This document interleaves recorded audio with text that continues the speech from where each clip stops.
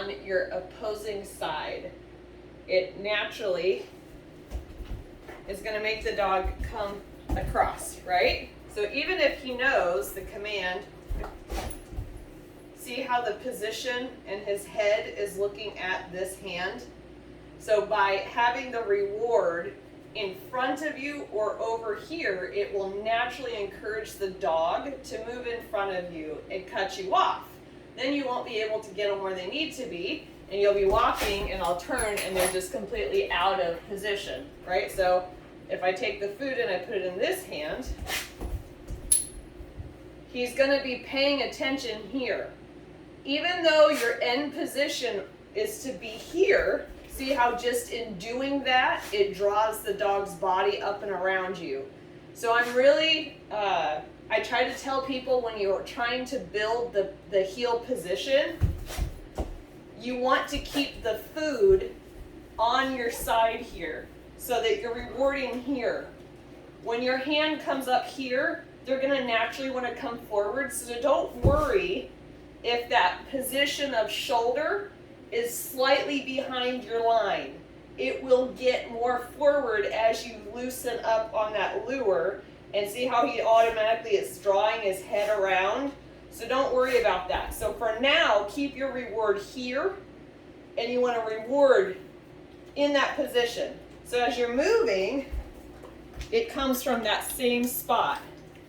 And no matter where I go, oh my goodness, I know it's freeze-dried. No matter where you go, that hand and elbow position remains the same. So he automatically, see how he has to wrap his head? He's going to automatically do that, okay? The other thing, because you are not actually luring, you're doing what's called a direct reward. So lure is food in front of the dog's nose and he's actively chewing, right? Direct reward is when you go, yes, and you're directly rewarding him. Yes, okay? Verbal marker, make sure that when you're not luring, you have to mark the moment that the dog is doing what you want them to do to then direct your reward, okay? So if the idea, whoop, get it, Rick. If the idea is to not have the nose in the hand, but paying attention, we're gonna walk, yes. Yes. See how it stays the same? Yes. But see, the reward position, yes. He doesn't change.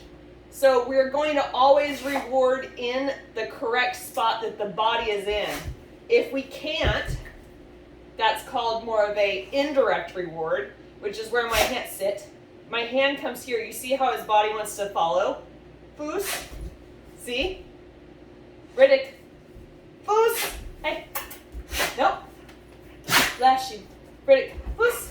See? Just moving my hands, bring him up. Hey. Foos. Good. Foos.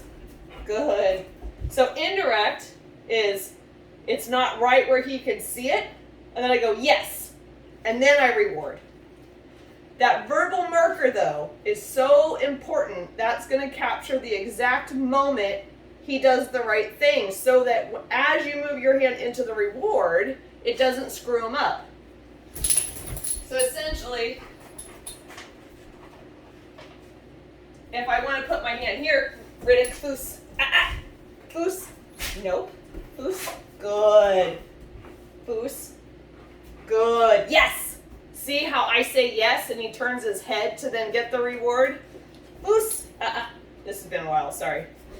Foos, no, come on, good, yes. Okay, so you want to verbally mark that moment that he's doing exactly what you want him to do. Foos,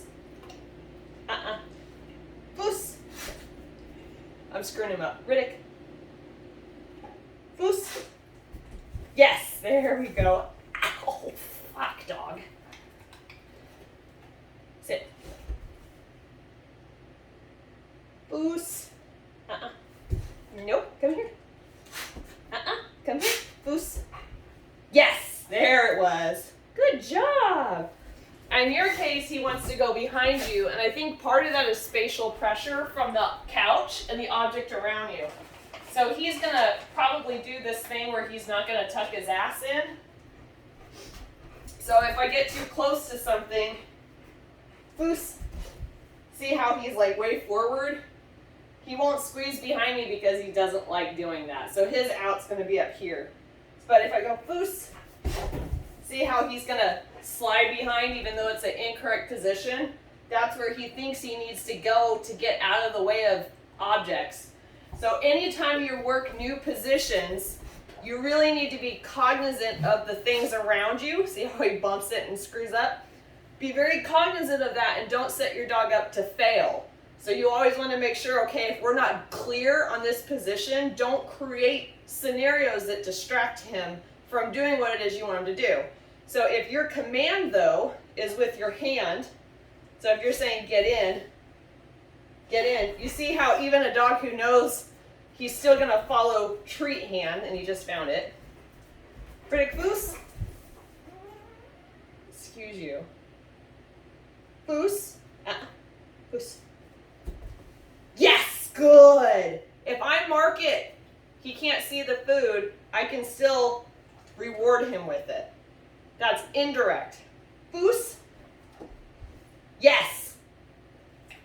Verbal marker will help bridge that when you can't put the reward in the same place you need it to because you're using a hand signal. But I would advise for now, until he's rock solid, to go Foos. Yes.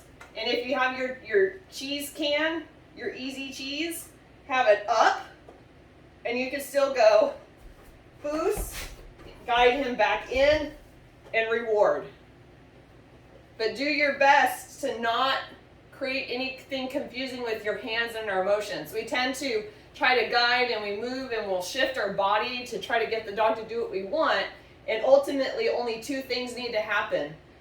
Verbal feedback, yes, you got it right, or try again, right? So I usually say no or and that just means try again. Not, oh no, I screwed up, but try again, that wasn't quite it. And then I'll say good to encourage.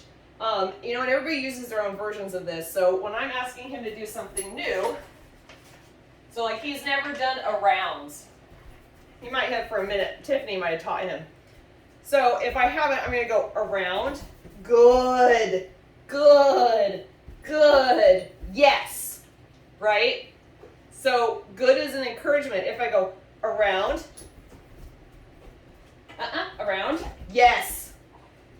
So you can use verbal feedback markers to say you're doing it right or you're not. Try harder, try it again. But make sure they're very clear. Foos. See how reward hands can change it? Foos. Yes. Good boy. If he struggles, say it's complicated, I'm going to put my foot out. Foos. Good. Foos. Good. Good. Yes. I'm going to encourage him through what's complicated so he understands to keep trying harder. Then the moment he's right where I want him to be, I'm going to say yes, reward. So try to move your reward to your left-hand side for now, and then make sure you're using verbal markers to capture the moment in time he does exactly what you want him to do. Clear and concise. Yes, you did it right, or good, you did it right, or yay, whatever that word needs to be. And that word is also your finality. So if you say yes, and he does something else, don't say no, because you didn't actually command him to do anything else, right? So make sure if you're expecting prolonged behavior, that you continue encouraging it. That's why I use good, because that means we're not quite done. I need you to do something else now. So if I wanted to actually do a full heel, Riddick here, good. Foos. Good. Foos. Yes. Good boy. Party. See, and now we're done. So that's how you can use those different words to encourage your dog to continue doing the right thing, and then still mark the moment they're doing exactly what they need to do to get the reward. Yes. Good boy. Platz. No. Platz. Good. Good. Good. Kiss! Just kind of helps break it down for the dog, building those communication pathways. The more consistent you are with reward placement and your verbal markers, the easier it'll be to capture behaviors and encourage the ones you like, and try not to make the dog upset or get bored or annoyed and remove themselves from the training situation. Keep it forward and with you, clear and concise, mark it, reward placement. You got this.